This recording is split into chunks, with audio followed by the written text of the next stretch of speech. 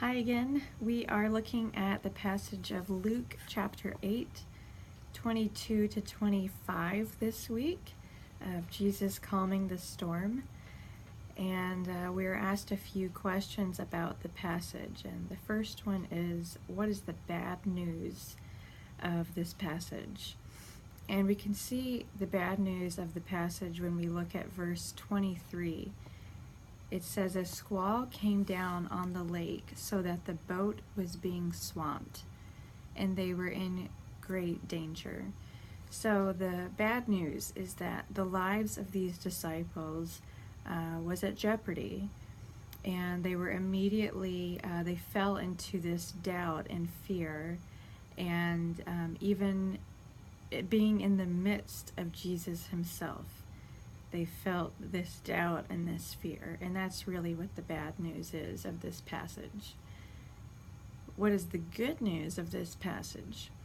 We see that in verse 24, as it says, he got up and rebuked the wind and the raging waters.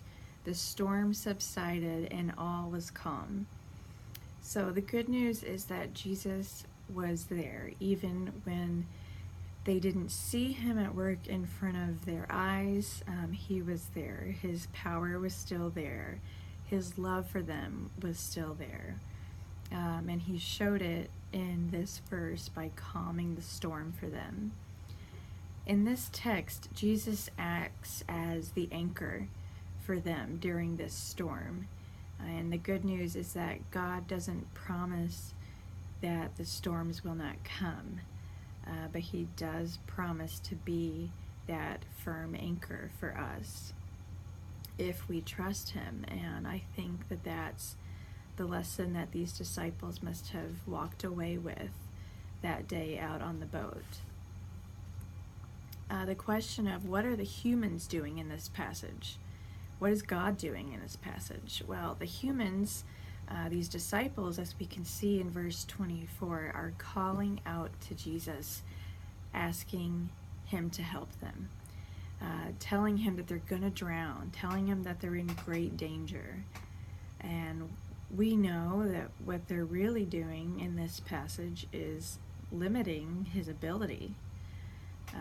They're limiting Jesus' ability. They've destroyed the idea of him being all-knowing, and they're doubting his power.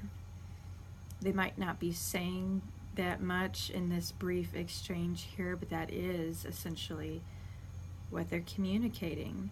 And they've made him out to be this person who's only aware of what's going on if he's awake.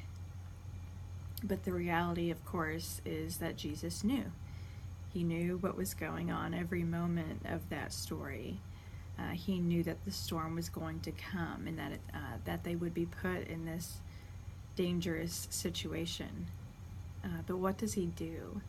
What does God do? In verse 25, it says, he got up and rebuked the wind and the raging waters. The storm subsided and all was calm. And he asks, where is your faith? That's what he asks them. When we think about how many different places or characters there are in this passage, we can see that, first of all, the disciples are one of the key characters that we see. These men who had been traveling all over and serving with Jesus for some time now, who had seen his miracles firsthand and seen his power. They knew of his great power, yet they still doubted it. We also have the viewpoint of Jesus himself, the Son of God, who is living and serving incarnationally with these men. It's not said in this text, but I think that another viewpoint that we could draw from this are the friends and family that the disciples would have gone to see afterwards, and the testimony that they would have heard from these disciples. Because again, nothing like this had ever been seen or heard before. So I could imagine the disciples going home to tell their wives, and maybe their children are kind of crowded on the floor in front of them as they tell this story. And then those children go and tell their friends. And so the viewpoints, the witnesses of this story, just continue to grow.